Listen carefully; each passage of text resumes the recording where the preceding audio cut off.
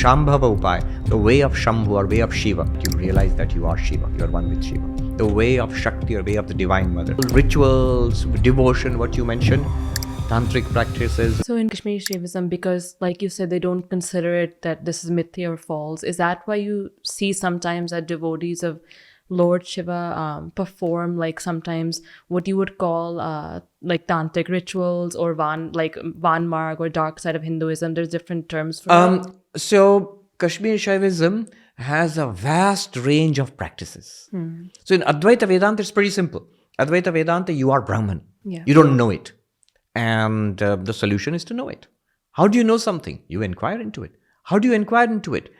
You listen to the teachings, you reason it out, and then once you have got the understanding, you stay with it in meditation until it becomes clear to you that you are Brahman. Ignorance is the problem, that you don't know you are Brahman. Knowledge that you are Brahman is the solution. Done. All other practices are supplementary, they are useful.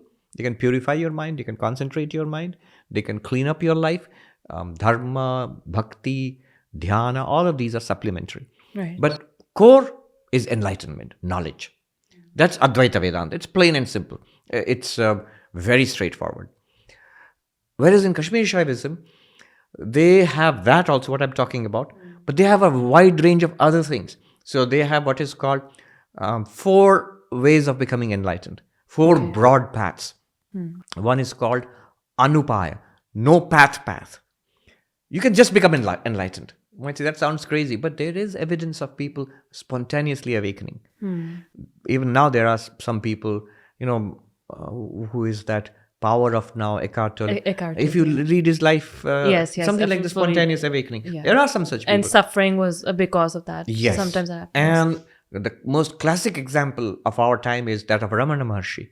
With no effort or almost very little effort, he awakened to the reality which he is. Some saints like Paramahansa Ramakrishna, Ramana Maharishi, Neem Karoli Baba, they're enlightened. Yes, but in the case of Neem Karoli Baba, Parama, and Sri Ramakrishna, of course, you see tremendous amount of sadhana being performed. Right. It's true that it is for our instruction, but they did that sadhana and then they show it as the result of that sadhana.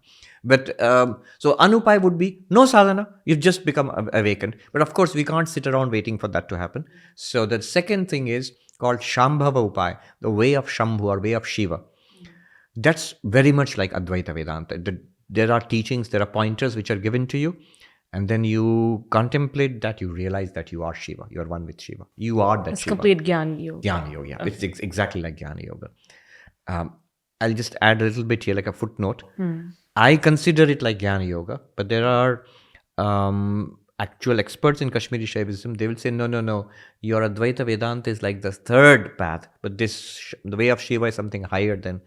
Anyway, it doesn't matter. I consider it to be like Jnana Yoga, like Advaita Vedanta. Now, suppose that doesn't work. Then it gets progressively more complicated. Not because the Shiva is complicated, not because enlightenment is complicated. We are complicated. We means our minds. We have made our lives and minds complicated. And that's why we need these special methods. Okay. So the 3rd level is called Shakti Upaya, the way of Shakti or way of the Divine Mother.